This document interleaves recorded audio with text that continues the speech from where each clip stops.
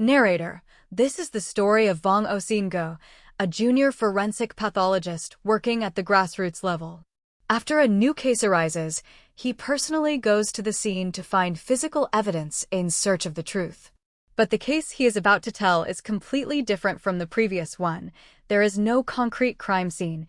It relies solely on imagination and deduction, entirely a game of wits. This case stems from a ghost story Oc Nguu heard from his grandmother when he was young. It happened right in the village where she lived. The story goes that in the west of the village, there was a family named Vuong. The man of the house was a merchant who traded in animal furs all year round, meaning he bought furs from the mountains and forests and then sold them in big cities. Narrator: That year was during the Republic of China era. Wars were constant, people's lives were complicated, and every family struggled to make a living. Yet old Vuong, thanks to that trading business, had plenty to eat and save, and the family became wealthy. Old Vuong was orphaned early. At home, there was only a wife he had been married to for many years, but still had no children. One year, during the winter solstice, old Vuong drove his mule cart carrying goods back home. That day, snow fell heavily, white everywhere. The mountains and forests were dyed white with snow, and the scenery was submerged in ice. The mule cart carrying old Vuong slowly swayed on the village road. When passing a certain valley, the wheel seemed to run over a rock and got stuck tight. Old Vuong was secretly worried. Male: The snow is falling so heavily. If the journey is delayed, I'm afraid I'll have to sleep out in the wild. Narrator: Old Vuong got out of the cart and saw the wheel sunk more than a foot deep in the snow. He cleared away the thick layer of snow, digging to the bottom. He didn't see a rock but instead saw a pale white hand tightly gripping the wheel. Old Vuong was a man of experience who had traveled north and south, with broad knowledge. Seeing that hand, although he shuddered for a moment, he was not too panicked. He followed that hand and cleared the surrounding snow. Under the thick layer of snow was the body of a young woman. The woman had a graceful appearance, skin like frozen fat, but her face bore a bewitching, ghostly pale white color.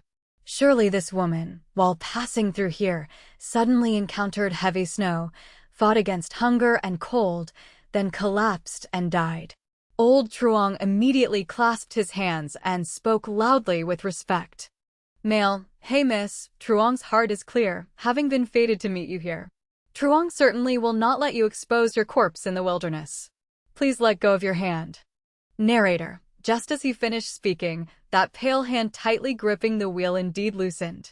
Old Vuong carried the woman's body onto the mule cart, traveled in silence, and arrived home at dusk. Old Vuong's wife came out to the door to welcome him. Old Vuong recounted the encounter with the woman to his wife, told her to prepare wine and meat for the ritual properly, while he took tools into the mountain behind the house to find a good grave site to bury the woman. Old Vuong's wife bought wine and returned, only to see the woman's face turning from pale white to gradually rosy. Her chest also had a bit of warmth. Her nose showed very slight rhythmic movements, her breath fragile as silk. Old Vuong's wife was also a kind person. She thought perhaps this woman was not dead yet, so she hurriedly used hot soup to pour into her mouth, caring for the woman with all her heart, and, amazingly, she revived. Narrator: The woman said she was from District 20, Village Y. Her maiden name was Que Anh, just turned 20 this year. Because she was abandoned by her parents, she left home to find an old friend, unfortunately got lost in the wild, and was lucky to be saved by benefactors. Since then, Que Anh lived in the Vuong family's house, with no intention of returning. Que Anh was skillful in fieldwork and managed housework well. The Vuong family became neat and spacious thanks to her. Her personality was generous, she smiled before speaking to anyone, and everyone loved her. In addition, she had a graceful and beautiful appearance. Even wearing simple clothes and a wooden hairpin, it was hard to hide her exquisite beauty. The husband looked with joy in his eyes. In his heart, he already intended to take Que Anh as a concubine. When talking about taking a concubine, Madame Vuong strictly disagreed. She and her husband had deep affection. Que Anh had both talent and beauty, absolutely not someone a village woman like her could compare with. If he took a concubine, the loving bond between husband and wife would be gone forever. However, the husband's mind was made up, and she did not dare to resist. Narrator: Madame Truong had been married for many years, but had not yet given birth to a child for the Truong family, felt she was at fault, so she did not stop him. However, her heart was always filled with resentment towards Que Anh. It wasn't about repaying gratitude, but Que Anh had also fallen for old Truong. Regarding being taken as a concubine, she also happily accepted. At this time, old Truong hesitated a little. He was afraid Que Anh was the daughter of some wealthy family. Taking her as a small concubine was one thing, but the betrothal gift alone was not something he could shoulder. Unexpectedly, Que Anh basically did not need a betrothal gift. Having been abandoned by her parents, she also didn't need to inform the two elders. Just like that, they got married. Although old Truong felt something was off, as time passed, he calmly accepted it. Narrator: The following spring, Que Anh's belly bulged slightly. After being diagnosed by a doctor, it turned out to be good news. Madame Truong took the opportunity to invite the doctor to examine her as well. Unexpectedly, she was also pregnant. Truly a double happiness at the door. Although both were pregnant, the housework and fieldwork in the house were all taken care of by Que Anh alone. As for Madame Truong, she stayed peacefully indoors. All eating and moving about were taken care of by Que Anh alone. Another winter solstice arrived, still with heavy snowfall. Que Anh and Madame Truong were both nearing their due dates. That day, Que Anh woke up early, carrying her big pregnant belly out to fetch water. In the west of the village, there was a water well not far from old Truong's house. In that era, women in the countryside were not as cherished as they are now. It wasn't rare for a pregnant woman to suddenly suffer labor pains and give birth right on the spot while working. Que Anh picked up the bucket intended to go out the door when she saw Madame Truong already standing at the threshold, speaking gloomily. Female: Today the snow is heavy, it's cold, and the road is slippery. Little sister has a big belly and moves heavily. Carrying water alone is inconvenient, I fear. How about I go with little sister to fetch water? Narrator: After that, what happened that morning, no one knows anymore. Only a few villagers who got up early witnessed that on the snow, there were 2 rows of footprints from the Truong house to the well mouth. When returning, the footprints from the well mouth to the Truong house were only 1 row. That night, Madame Truong gave birth to a baby boy. Because he was born right on the winter solstice, he was named Dong Chi, Winter Solstice. From then on, no one saw Que Anh anymore. None of the villagers asked about her, as if this person had never existed. The only thing that changed was that the villagers would rather take a detour than go to the well in the west of the village to fetch water. Narrator: Another year passed, also on the winter solstice. That day the sky was clear, the sun shone beautifully. In the west of the village, there was a threshing floor. Bundles of golden straw were piled high in the middle of the yard. The women in the village gathered in groups of 3 or 5 leaning against the straw piles to sunbathe, either doing needlework or laughing and talking happily. That day, the baby boy Dong Chi just turned 1 year old. Madame Truong also brought a small stool to the threshing floor to enjoy that rare beautiful time. The 1-year-old child was babbling, learning to speak. Madame Truong teased Dong Chi. Female: Dong Chi, call mom. Dong Chi, call mom. Male: Wolf, wolf. Narrator: Dong Chi's voice wasn't standard. His innocent and cute look made everyone burst into laughter. While everyone was laughing happily, Madame Truong suddenly screamed loudly, throwing Dong Chi to the ground violently. Her face was ferocious and terrifying, her state like madness. Before anyone could intervene to help, Madame Truong quickly picked up the child and threw him into the well in the west of the village, not far away. From then on, Madame Truong went mad, crying and screaming every night. Female: There is a ghost, there is a ghost. Narrator: A peaceful family was thus shattered. The gentle and kind concubine nearing childbirth suddenly went missing. The hard-to-get son was thrown to death by his own biological mother. The loving wife of many years also went mad for no reason. At this time, Old Truong was no longer concerned with the pain of losing his child. The most important thing was how to bring the living Madame Truong back to normal. A few days later, a wandering master arrived in the village. This person was neither a monk nor a Taoist, wearing a cassock, wearing a Taoist hat, holding an alms bowl in his left hand, holding a fly whisk in his right hand, leading a disciple who was deaf, mute, stupid, and foolish. The teachings he preached were similar to Confucianism, similar to Moism, not following any specific school. He claimed that in the living world he could adjudicate grievances, and in the underworld he could drive away ghosts and catch demons. Old Truong paid respects to the master. Male: my wife's madness is getting worse day by day. I fear she is haunted by a ghostly entity.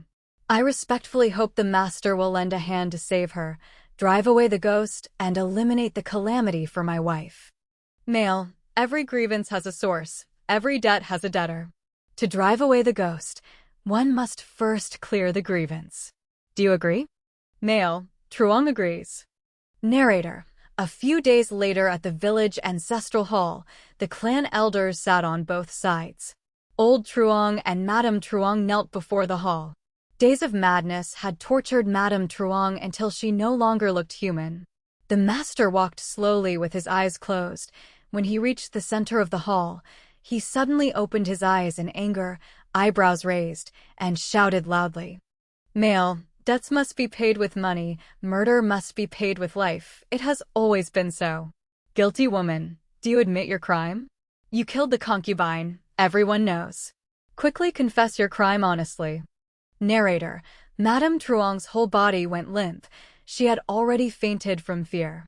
The master's deaf-mute and stupid disciple burned a paper talisman, sprinkling talisman water onto Madame Truong's face. Madame Truong actually woke up. What exactly happened on the winter solstice last year? Madame Truong tremblingly recounted. Female: that year during the winter solstice, I saw Que Anh go out to fetch water. Knowing Que Anh had been pregnant for a long time, her body getting heavier, I feared there would be a mishap if she went out alone. So I said to Que Anh, today the snow is heavy, it's cold, and the road is slippery. Little sister has a big belly and moves heavily. Carrying water alone is inconvenient, I fear. How about I go with little sister to fetch water? Que Anh said nothing, just nodded in agreement. The two of us, pregnant, walked together on the snow. When we reached the water well in the west of the village, Que Anh suddenly sat gracefully on the edge of the well. At that time, it wasn't fully light yet. I saw her turn her back to me, her long hair reaching her waist, taking out a small comb to slowly comb her hair, her mouth singing a tune from an opera that wasn't clear. She suddenly called me, squeezing her voice to speak softly. Sister, do you think I am beautiful? She turned her head to look at me.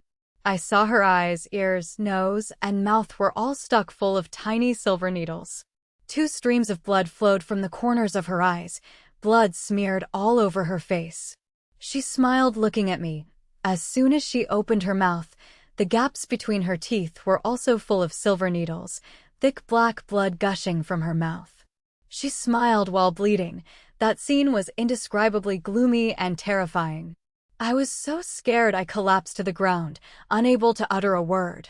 At that moment, Que Anh slowly crawled to the mouth of the well, turned her head to look at me and said, Sister, I really can't bear to leave you.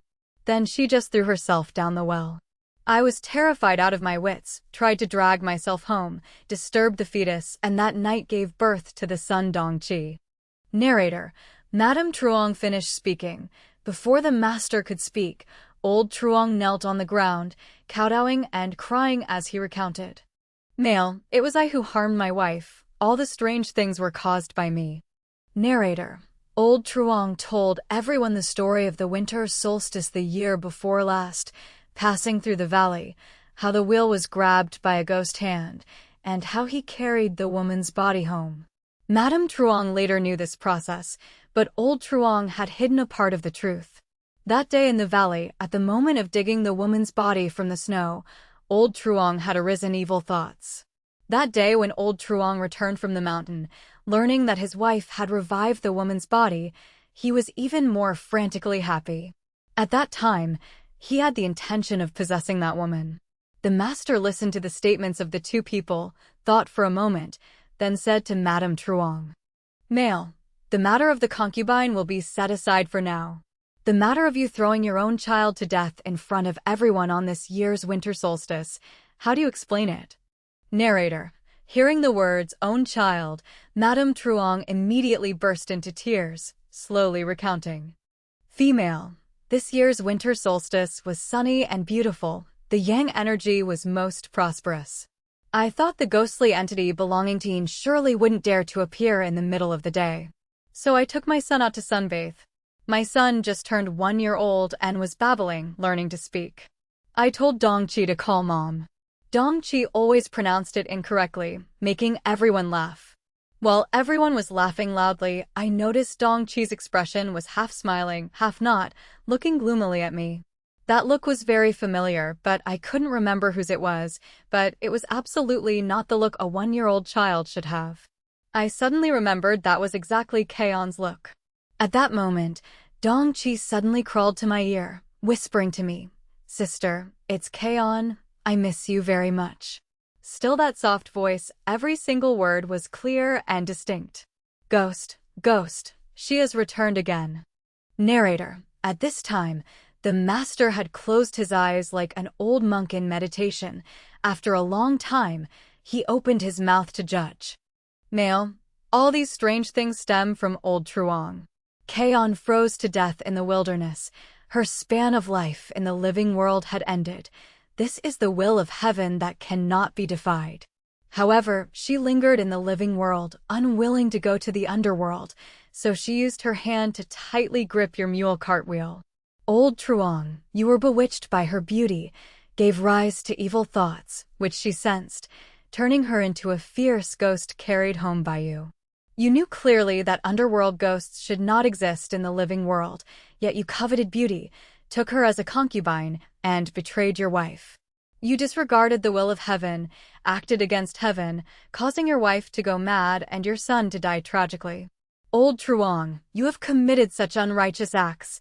This poor Taoist counts on his fingers. Your fate will be shortened by 10 years. Narrator. Old Truong cowed out. Male. This lowly one is willing to accept the punishment. Male. The reasoning is clear. The grievance is resolved. Your wife is the most innocent person. This poor Taoist will drive away the ghost and eliminate the calamity for her. Male. How to drive away the ghost? Male. The thing driving the madam mad is Que An's soul. She lingers in the living world, refusing to leave, so she possessed her body. As long as this poor Taoist buries Que An and helps her transcend to the underworld, the madam will definitely be safe and sound. This poor Taoist needs Que An's remains. To get Que An's remains, someone must jump down the well to grope for them by hand. This ghost is extremely vicious, let alone going down the well to retrieve the corpse. Just thinking about it makes one's hair stand on end. Male.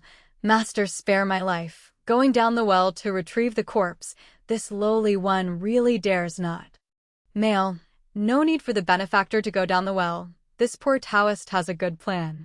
Narrator. Noon a few days later, the sun shone brightly, which was the time when yang energy was most prosperous in the day. The well mouth in the west of the village was surrounded by many villagers watching the scene. Everyone wanted to know how the master would retrieve the corpse from the well. The master just sat still, closing his eyes to rest his mind, saying nothing.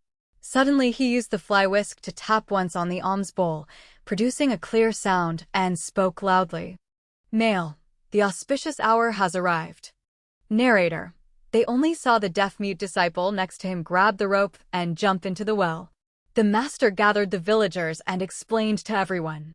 Male. This disciple is deaf, mute, stupid, and foolish. His 6 roots are purified, 5 aggregates are empty, having no sensation, perception, volition, or consciousness, having no eye, ear, nose, tongue, body, or mind, having no form, sound, smell, taste, touch, or dharmas, able to transcend all suffering, not suffering disasters from demons and ghosts. The remains of this ghostly entity are vicious and darkly poisonous. If an ordinary person touches them, their heart will rot, stomach corrode, liver damaged, lungs ruined. Even if Huatua were reborn or Bien Ke came back to life, they couldn't save them. My little disciple is dull and foolish, so he is invulnerable to 100 poisons. These remains cannot be retrieved unless this poor Taoist's disciple takes action. Narrator. An incense stick had burned halfway. The sun had tilted slightly to the west. The auspicious hour was running out. At this time, the foolish disciple crawled up from the well, empty-handed, looking miserable, approached the master, and constantly used his hands to signal to the master. The master's brows gradually furrowed. Waiting for the foolish disciple to finish signaling, old Truong carefully asked the master. The master thought for a moment and said, "Male, my little disciple has searched thoroughly in the well, not seeing any remains." Narrator. As soon as these words came out, everyone was horrified. Logically speaking, there should be 2 sets of remains in the well, one of Que Anh, one of Dong Chi. Now there were no remains in the well at all. Que Anh was originally a ghost. Having no remains was understandable. Male. So Dong Chi. Could it be that Dong Chi was also not human? Male. Unexpectedly, this ghost has deep cultivation and no longer depends on remains. Without remains, driving away the ghost is difficult. Male. So what should be done? Male. Not using remains to drive away the ghost is also possible, but a bit troublesome. It is necessary to find Que An's blood relatives. Like her parents, siblings, take something from their bodies like hair or fingernails, wait for me to perform a ritual, and the ghost can be driven away. Narrator. Old Truong looked troubled, not daring to deceive the master. Male. This lowly one and Que Anh got married because of stinginess over the betrothal money. Never met the father-in-law. We got married on our own. Male. So do you know where Que Anh lived? What her parents' names are? Male. Que Anh herself said she was from District 20, Village Y. Her father is named 20. Male. All right. Matters have reached this point. Let this poor Taoist go to Que An's house on your behalf once. Knowing the road is far, I will depart immediately now. 7 days later at exactly noon, I will return here. Narrator. 7 days later at exactly noon, the sky was clear, the wind blew gently. Everyone in the village saw the master and his disciple hurriedly returning from afar. Old Truong and the villagers rushed out to welcome them. The master was dusty and tired, no longer having the majestic look as usual. He found a rock to sit down, drank the tea everyone offered, and said with a shameful face, "Male, this ghost is vicious and cruel, with extremely heavy resentment. This poor Taoist has never seen the likes of it before." Male. Master, what exactly did you encounter when you went out? Narrator. It turned out the master followed old Truong's address, traveled for many days, and finally found Que An's house. Que An's parents received the master. The master presented his intention. Hearing the master's story, Que An's father was endlessly surprised and said, "Male, I basically do not have a daughter named Que Anh. I myself am not yet 30 years old this year. How could I have a 20-year-old daughter?" Narrator.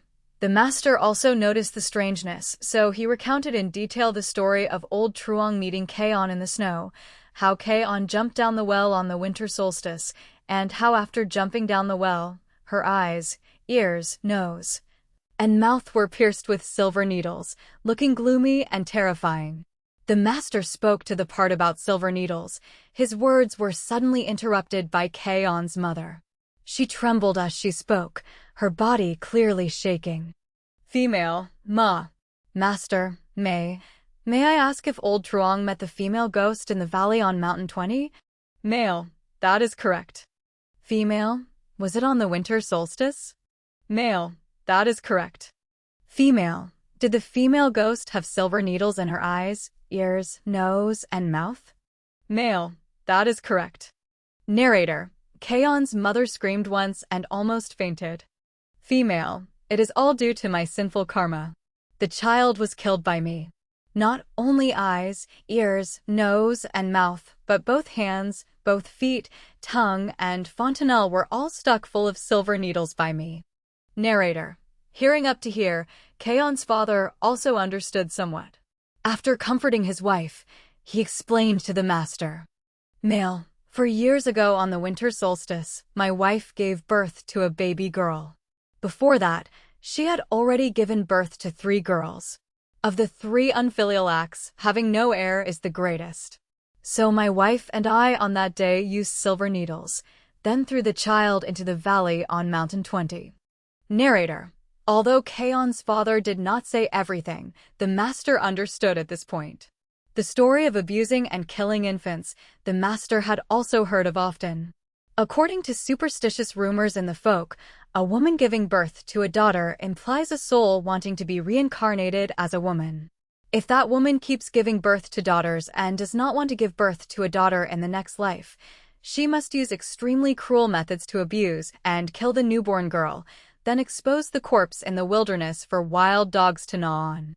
The soul intending to reincarnate as a daughter in the next life, fearing that upon birth it will be abused and killed, dares not reincarnate anymore. Thus, no more daughters will be born. Because the baby girl abused and killed was abused and killed by her own biological parents, the grievance is extremely heavy. To prevent the baby girl from reincarnating for revenge, the parents would use silver needles to seal all the child's senses like eyes, ears, nose, and mouth so she could never reincarnate. And the Que An that old Truong met was precisely the baby girl abused and killed on the winter solstice 4 years ago.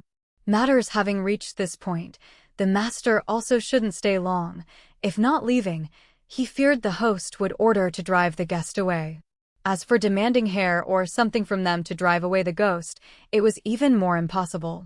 Because the female ghost probably hated her parents the most. To Que An, what kind of blood relatives were they? Surrounded by villagers, the master recounted what he saw and heard. Everyone felt endless pity. Old Truong lamented. Male. Que An said she was abandoned by her parents. I thought it was because she and her parents had discord. Didn't expect it to be like this. Male. What Que An? She was killed by her parents less than a day after birth, having no name. She said her name was Que An, practically meaning Que An ghost infant. Narrator. Old Truong heard the 2 words Que An. His back suddenly went cold, and he couldn't help but be shocked. Male. Ghost infant. Ghost infant. Could it be that Dong Chi, my son, is also male? That is exactly the meaning. Old Truong. Have you ever thought that your wife did not conceive for many years? Why did Madam conceive after the ghost girl came to your house? Have you ever thought why on the day the ghost girl jumped down the well last winter solstice was also the moment the baby boy Dong Chi was born? Have you ever thought why that day my disciple went down the well to retrieve the corpse? Not only did the ghost girl have no remains, but even Dong Chi had no remains? Narrator. Old Truong understood, bowing his head covering his face, tears welling up. Male. Master. Male. Que An is the ghost infant. Que An jumping down the well last winter solstice was just the surface. Actually, she entered your wife's belly turning into the son Dong Chi to be born. Que An is Dong Chi, neither is human. Your fate has no children. Your wife's pregnancy was just the ghost girl playing tricks. Male. Master, however, this ghost is also truly pitiable. In the living world, abused and killed by parents without getting to exist. In the underworld, sealed by parents unable to reincarnate. Homeless, wandering, detested by parents, bullied by wild dogs. Just because you, old Truong, had affection for her, one cannot blame her for falling in love with you at first sight. Initially turning into a beauty to be your small concubine, later turning into your son Dong Chi, now possessing your madam's body just wanting to continue being husband and wife with you. Narrator. Old Truong remained silent. Male. Master, but humans and ghosts are on different paths. No matter how pitiable she is, one cannot tolerate her in the living world. This ghost has extremely heavy resentment. Not only will she harm your madam, this poor Taoist worries that over a long time like this, she will also bewitch others and cause disaster for the village. Narrator. Everyone agreed in unison. Villagers. These words are correct. Although the background is pitiable, humans and ghosts are on different paths. We cannot let it harm the village. Everyone, now the ghost girl's remains are gone. Items from blood relatives are also gone. How to drive her away? Male. Now driving away the ghost is no longer possible. There is only the way of suppressing the ghost. Narrator. A few months later, on the well mouth in the west of the village, the villagers gathered to build a 13-story glazed Buddhist pagoda. According to the master, extremely vicious ghosts cannot be driven away, only suppressed using a Buddhist pagoda, making them unable to transcend forever, unable to reincarnate. Later, when the Japanese army invaded China, this small village unfortunately became the battlefield of a fight. The villagers all fled. Old Truong's family was no exception. From then on, this village was completely abandoned. The story ends here. Narrator. Reading up to here, you might say, I came here to watch you solve a case, actually not to hear you make up ghost stories. Don't rush. Reading further down, you will discover this is indeed a case-solving story. I have heard this story over and over again since childhood, having memorized it. Perhaps due to my nature, on normal days I always like to use case-solving thinking to ponder over many things. And when thinking, I discovered this ghost story is perhaps not as simple as it looks on the surface. This ghost story is very likely a murder case disguised meticulously under the guise of a ghost story. Narrator. The story happened during the Republic of China era, not far from the present. The location is at the village where my grandmother lived. Moreover, many villagers witnessed it with their own eyes, so I believe many details in this story are reliable facts. So which details are reliable? This relates to the principles of evidence collection. Police agencies today, when handling criminal cases, are essentially in the process of collecting evidence. Evidence includes physical evidence, documentary evidence, witness testimony, examination appraisals, etc. The principles of evidence collection we often apply are: objective evidence is greater than subjective evidence. Do not establish a file based on a single piece of evidence. Narrator. What does this mean? Take an example. Wang Xiaoming kills someone, there is the killer's bloodstain on the victim, and Wang Xiaoming's bloody fingerprint is at the scene. This is objective evidence. Objective evidence is more reliable than witness testimony, like subjective testimony. So is testimony or subjective evidence useless? Of course not. Subjective evidence needs to be cross-confirmed by parties. For example, Zhang San saw Wang Xiaoming killing from one angle, Li Si saw Wang Xiaoming killing from another angle, Wang Wu and Zhao Lu also saw it, and their accounts corroborate each other, then this evidence can be accepted. If only Zhang San says he saw Wang Xiaoming killing and no one else confirms it, then this subjective evidence cannot be accepted. That is called solitary evidence establishing no case. We will use the principle solitary evidence establishes no case to review this ghost story to see what we will discover. Narrator. First, I will summarize this ghost story. A baby girl was abused by her parents to death and abandoned. Later, a beauty met Old Truong. Old Truong arose evil thoughts, took the female ghost as a concubine. The female ghost killed Old Truong's son, tortured Old Truong's wife to madness. Finally, the female ghost was suppressed by a wandering master using a Buddhist pagoda. This story reminds people not to arise evil thoughts and not to pick wild flowers by the roadside. Narrator. 1. The first year on the winter solstice, Old Truong brought back a woman. This is a fact. Many people saw it and the accounts corroborate each other. As for how this woman arrived, whether saved, stolen, or robbed, we cannot know. The woman's identity was told by Old Truong. That is solitary evidence, so it cannot be believed. 2. This woman was extremely beautiful and Old Truong took her as a concubine. This can be verified by the villagers' accounts corroborating each other. 3. Que Anh and the wife were both pregnant. This is suspicious. Only one person said 2 women were pregnant. That is solitary evidence. However, the possibility of Que Anh being pregnant is much more reliable than the wife. Because after becoming pregnant, Que Anh still went out to work, her belly getting bigger, villagers saw her more often, hard to fake. Meanwhile, the wife after becoming pregnant hid in the house. Outsiders basically didn't meet her. The wife being pregnant is just solitary evidence. Moreover, the wife had been married for many years without pregnancy. Why pregnant this time? Isn't that suspicious? Narrator. 4. Que Anh went missing on the second year's winter solstice. This evidence is basically reliable. Que Anh's disappearance is real because from then on villagers no longer saw her.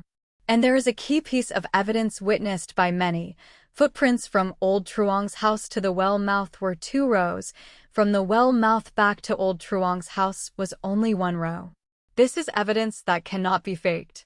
From then on, villagers no longer drank water from the well in the west of the village. Combining these 2 pieces of evidence, we can speculate that someone fell into the well, and this person is very likely the missing Que Anh. 5. On the 3rd year's winter solstice, Old Truong's house added a baby boy. Why not say the wife gave birth to a baby boy? Because there is no evidence. Her pregnancy was already very suspicious, let alone giving birth. So where did this baby boy come from? Temporarily keep this question.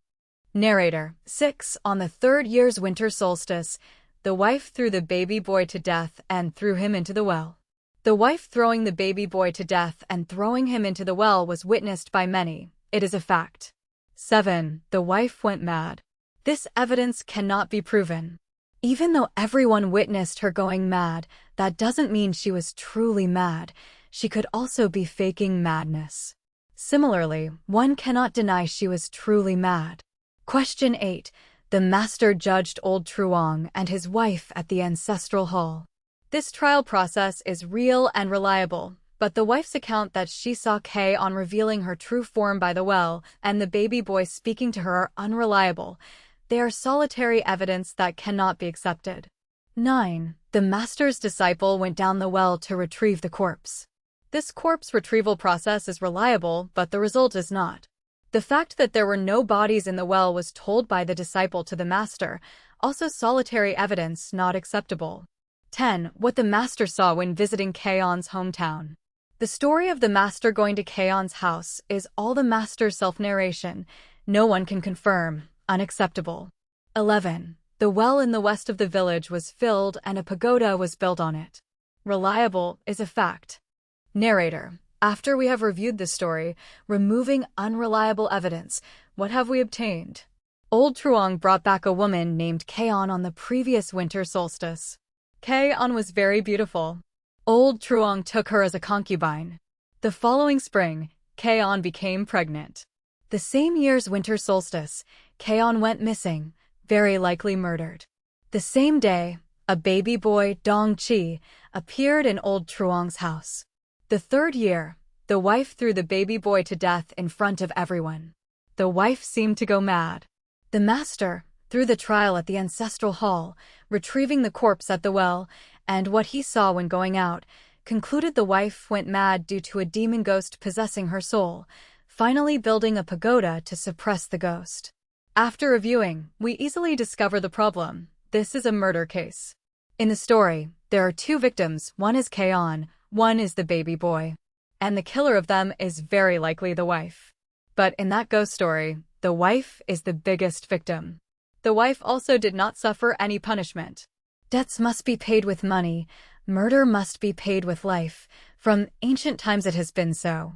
The case happened in the Republic of China era. One cannot say there is no reasoning.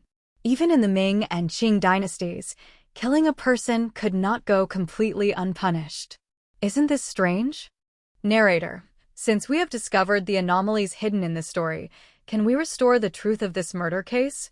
I'm afraid it's not too easy because the time has been too long, conditions too limited. We can only see a few fragments from the transmitted ghost stories. Previously, I also tried to analyze and restore the case, but was always hindered by lack of evidence and inability to string them together. Until one time by chance, I read an article introducing Dien the Pond Wife in an agricultural newspaper. This made me suddenly have a feeling of epiphany. The final missing pieces of this case were also completed. First, I will talk about what Dien is. Dien was a corrupt custom common in the late Qing and Republic of China eras. Simply put, It was a poor man pawning, renting, his wife to another person to give birth. The woman was like a commodity being rented out. The novel Slave Mother by Rocher wrote about this Dien the custom. Narrator: After understanding Dien the and combining with previous analyses, I discovered the hidden murder case is very likely as follows. Old Truong and his wife had been married for many years without children. Of the 3 unfilial acts, having no child is the greatest. Old Truong's family background was well off. He immediately thought of using the Dien the method to have a son. The wife was likely not willing to accept the Dien the arrangement. From the story, one can see their marital affection was very good, and from the wife's later actions, one can see she was a very strong woman. She was unwilling for 2 reasons. One is no woman wants another person to share her husband. 2 is the child born from Dien the is not her biological child. When the child learns of his background, inevitably there will be animosity in his heart. The wife feared the child would not be filial to her when grown up. To avoid these worries, Old Truong and the wife came up with a plan. First, the pawned wife would enter the Truong house under the name of a concubine, but the pawned wife was just a tool for childbirth, essentially not even equal to a small concubine. Second, make the pawned wife and the wife pregnant at the same time. Of course, the pawned wife was truly pregnant while the wife was faking pregnancy. After the pawned wife gave birth, they would declare the child was born by the wife. As for the pawned wife, after fulfilling her function, her pregnancy and childbirth would be claimed as miscarriage or stillbirth. Just find a reason to pass it off. Thus, the child of the pawned wife would rightfully become the wife's child. Narrator: So Que Anh entered Old Truong's house according to the plan. But an accident happened, which was Que Anh being too beautiful and skillful, very loved by Old Truong, causing the wife's resentment towards Que Anh to deepen. Then Que Anh and the wife became pregnant at the same time. Of course, Que Anh was truly pregnant. The wife was faking pregnancy, so she had to live in seclusion, avoiding outsiders' eyes.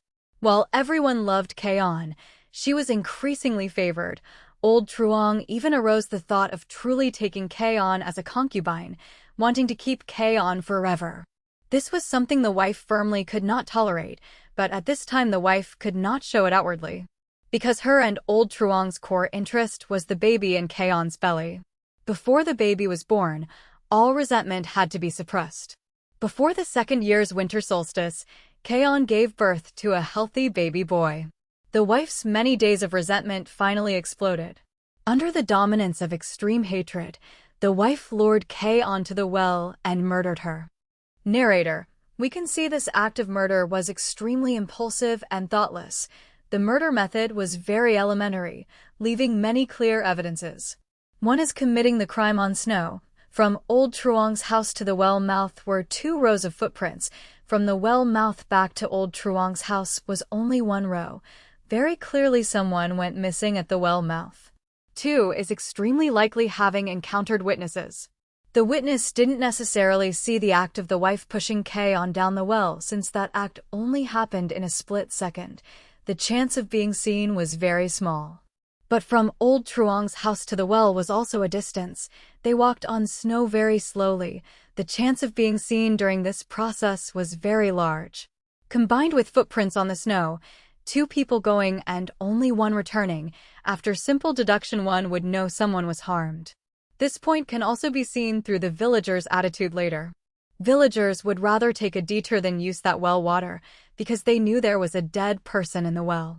It is very clear that this impulsive and elementary murder act by the wife was very likely unknown to Old Truong. Because based on Old Truong's level of intelligence later, this absolutely could not be his work. And all the later stories told by Old Truong himself prove that Old Truong had to pay the price for his wife's elementary murder act. Narrator: And after Que Anh's death, the wife also gradually sobered up. She deeply understood the seriousness of this matter. Debts must be paid with money, murder must be paid with life. From ancient times it has been so. Temporarily no one pursued it only because the chaotic wartime situation was unstable. The killing of Que Anh was known by the whole village. When the situation stabilized, Sooner or later, she would have to pay with her life. So after murdering Que Anh, the wife lived in extreme fear every day. I analyzed she feared for 4 reasons. One is fearing the pawned wife's family pursuing. This is easiest to solve. A family having to sell a wife is certainly extremely poor. Just giving a bit more money can appease them. 2 is fearing villagers reporting. Actually, no need for villagers to report. The wife killing someone was known to everyone, just waiting for stability for the officials to pursue. 3 is fearing Que Anh's ghost taking revenge. People are often superstitious. Doing shady things makes one fear ghosts knocking at the door. 4 is villagers very likely guessed the baby boy was not the wife's child. After all, the treating doctor was in the know. Their mouths couldn't be completely sealed. If the baby boy grows up knowing his biological mother was murdered by the wife, how will he take revenge? The baby boy the wife is raising right now is the future enemy. Thinking carefully makes one shudder. I think this last point was what she feared most. Narrator. The wife was thus tormented endlessly for a year, her spirit very likely abnormal. By the 3rd year's winter solstice, the wife saw the noon sun was beautiful, thinking young energy was abundant. Evil demon ghosts certainly dared not appear, so she carried the baby boy out to sunbathe. Choosing noon with abundant young energy to go out showed she always had a huge fear in her heart. Villagers teased the baby boy, telling him to call mom. The baby boy called Wolf. The babbling sound was naturally not standard. Villagers heard and didn't mind, laughing loudly, but the wife feared not thinking so, because she always had a huge fear in her heart. What is wolf? A wolf is a man-eating species. The wife thought the baby boy called her a wolf. Could it be he already knew she killed his mother? Did he want to take revenge on her? Under that strong psychological suggestion, she got more scared the more she thought. Finally, in front of numerous villagers, she suddenly went mad, throwing the baby boy to death right before everyone's eyes. Think about it, if that baby boy was truly the wife's child, is there any mother in this world who has the heart to throw her own biological child to death? If saying the first time the wife killed Que Anh was secretive, people could still doubt, then this time she threw the baby boy to death in front of everyone. The murder act became an undeniable fact. This incident put her in an extremely disadvantageous situation. From the detail of the master interrogating her at the ancestral hall later, one can speculate she very likely caused outrage among the villagers, and very likely the clan chief in the village began to research plans on how to deal with the wife. One needs to know that in the Republic of China era, when the government was temporarily absent, the clan could completely decide a person's life and death. Narrator. Facing this imminent crisis, the wife could only fake madness. Of course, she could also have truly gone mad. Old Truong at this time suspected nothing and was the most worried person. The beloved concubine died, the only son died. Now the wife was also facing life danger. What to do? Just let the wife die? Although the wife made mistakes, after all, they had marital affection. He had to find a way to help the wife escape this crisis. After much careful thought, Old Truong came up with a brilliant way to help the wife wash away the crime. A few days later, Old Truong found a master. From the master's outfit, one can see he was not professional at all, even a bit bizarre. But whether the master was real or not didn't matter, because he just needed to be a good actor who could coordinate with Old Truong to act. Old Truong had devised a plan. This plan required 4 people to coordinate acting: Old Truong, the wife, the master, and the disciple.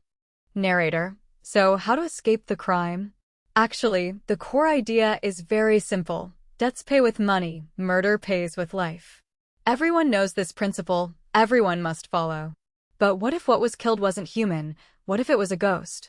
Very clearly, killing a ghost doesn't require paying with life. And what Old Truong needed to do was to prove the wife killed a ghost, not a human. Good. Let's look at the first step of Old Truong and the master, judging the case at the ancestral hall. 1. The master first had to inflate his reputation hugely. In the living world, able to resolve grievances. In the underworld, able to drive away ghosts and catch demons. Nothing in heaven or on earth he couldn't do. First, Use this aura to suppress everyone. 2. The master clearly told old Truong, if wanting to drive away the ghost, first must resolve the grievance. This sentence was actually the voice of the villagers. We don't care if you are crazy or not, you explain this murder first. This move by old Truong was very clever. He grasped the villagers' psychology, borrowing the master's words to resolve the doubts in the villagers' hearts. 3. Judging the case at the ancestral hall and inviting clan chiefs and elders to attend, borrowing the prestige of clan chiefs and elders to add authority to this trial. The clan chiefs and elders were equivalent to being used without knowing. Narrator. 4. Then the wife's performance began. The wife for the first time recounted the situation by the well on the winter solstice. The wife and Que Anh walking together to the well was true, but Que Anh revealed her true form by the well. Therefore, Que Anh was a ghost, and she jumped down by herself. This explained why on the snow there were 2 rows of footprints going to the well and 1 row returning. 5. At this time old Truong proactively told a secret no one knew before. Old Truong had long known Que Anh was a ghost. He recounted the strange encounter with Que Anh on the snow that year and admitted he only brought her home because of coveting Que Anh's beauty, hiding the truth that Que Anh was a ghost from his wife. Old Truong proactively admitted to being lustful and told of strange encounters everyone previously didn't know, unsuspectingly increasing the credibility of their story. This, avoiding the heavy, seeking the light move by old Truong was very clever. 6. Explaining why the baby boy was thrown to death.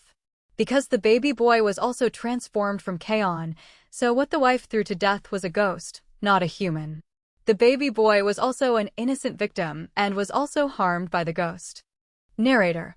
Through the coordinated performance of old Truong's couple and the master, these 2 murder cases both had a seemingly reasonable explanation, at least giving the villagers an explanation. And the master finally ruled the biggest responsibility belonged to old Truong. Old Truong, because of coveting beauty, distinguishing not human from ghost, confusedly causing disaster for his wife, lust harming the family. This is an ending the populace likes to hear and easily accepts. In strange stories from a Chinese studio Liaozhai, such stories are everywhere. The master sentenced old Truong to a reduction of 10 years of life.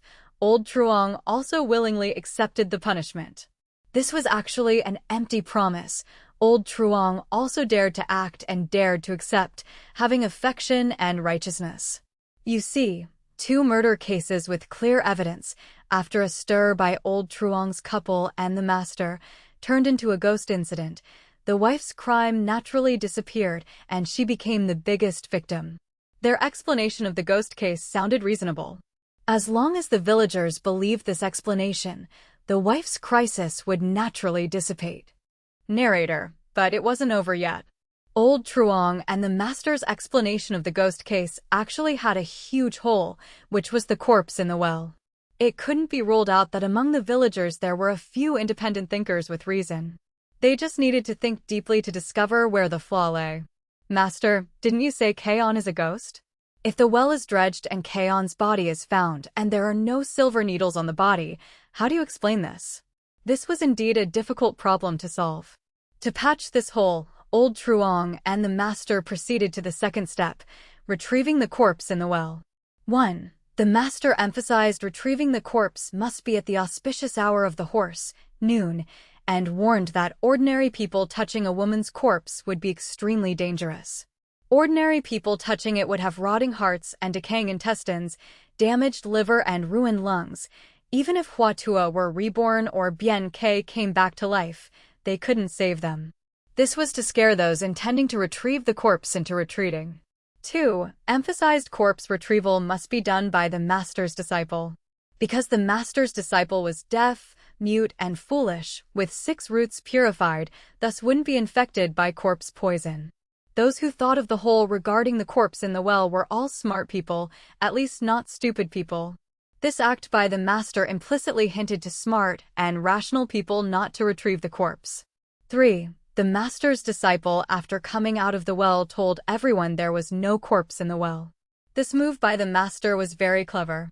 Humans all have bones. Having no bones not only proved Que Anh was a ghost, but indirectly also proved the baby boy was also a ghost.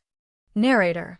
The master organizing this corpse retrieval was actually to tell those villagers still doubting old Truong's couple's ghost story that the female ghost was very dangerous, could not be easily retrieved, and notify villagers the well was dredged. Nothing was there. If analyzing rationally, you will see this act of corpse retrieval was more like a performance. Because sending someone down the well to feel for a corpse is completely infeasible. What the disciple went down to fish for was a corpse from a year ago already turned to white bones. Even feeling around, at most he could only feel a few long bones of limbs or the deceased's clothes. Impossible to fish all bones up. In reality, when we solve cases encountering corpses in wells, we have to use high-power water pumps to suck out water, then scoop all mud at the bottom of the well up and filter bit by bit. Even so, one dares not guarantee finding all bones. That is also why old Truong and the master didn't choose to fish the bones out of the well to destroy, but threatened to prevent others from retrieving the corpse. Because they knew it couldn't be fished clean. Using this proactive corpse retrieval method to eliminate the doubts of a part of the skeptical villagers. Narrator. But this way only prevented villagers from retrieving the corpse temporarily. The corpse in the well was still there. The hole still existed. Was there a way to completely fix this hole? Of course there was, which was old Truong and the master's final move, arguably a stroke of genius, what was seen when going out.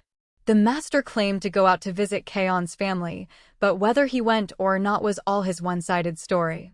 However, after the master returned and told villagers Que Anh was abused to death by her biological parents with silver needles, this truly suppressed everyone and also matched the wife's testimony at the ancestral hall, strengthening credibility. The corrupt custom of abusing and killing baby girls like that was not rare in the folk. Perhaps among the watching villagers there were one or two who had witnessed it. Villagers all knew such baby girls abused to death by parents had extremely heavy resentment and, because the whole body was sealed, could not enter reincarnation. That meant the female ghost could not reincarnate, would forever wander in the village like a plague. Then the female ghost might not only harm old Truong's house, but also harm the whole village. The master very cleverly turned the female ghost into the common enemy of the whole village. Narrator. Since she was the common enemy of the whole village, then she definitely had to be suppressed. So the best way to suppress was to build a Buddhist pagoda. In White Deer Plain, there was a similar plot. Bai Jiaxuan built a pagoda over Tian Shaoyi's ruined cave to suppress the ghost, making her unable to transcend forever. So where was the Buddhist pagoda built? Of course, decided by the master. Finally built on the well in the west of the village. The Buddhist pagoda was built by the whole village together to protect the whole village. Naturally, no one would dare to suggest destroying the pagoda, and everyone knew destroying a Buddhist pagoda would bring retribution. At this point, all evidence of the crime in the case had been completely destroyed by a series of actions by old Truong and the master. All holes were patched. Narrator. When analyzing this case, we will discover that old Truong and the master very cleverly utilized the villager psychology, turning a murder case everyone knew into a ghost story. In a sense, old Truong, the wife, the master, and the disciple indirectly completed a perfect murder case with high difficulty. At this point, the deep analysis of this ghost story also ends. At this time, perhaps you might ask again, although the analysis of the murder case hidden behind your ghost story is all reasonable, do you have any objective evidence? You also said in the article, subjective evidence is unreliable, but this entire analysis of yours of over 10,000 words, aren't all these evidences your subjective analysis? Need objective evidence? There actually is. Narrator. Everyone, don't forget the Buddhist pagoda at the well in the west of the village is still there. If my deduction in this article is not wrong, beneath that Buddhist pagoda there are still two sets of skeletal remains. Although it has been nearly 100 years, just digging up the bones, using forensic anthropology techniques and DNA technology, the truth of the case can be restored. However, currently wanting to break the pagoda to verify if my deduction is correct is afraid to be impossible. Because the Buddhist pagoda in the west of the village has been protected by cultural heritage agencies. It has become a cultural relic. Breaking the pagoda is destroying a cultural relic, which is illegal. Finally, thank you everyone for reading this story to the end. I think the interesting part of the story lies in, initially you read thinking it's a ghost story, reading to the middle you see it's a detective story, reading to the end you discover it is a real forensic case-solving story.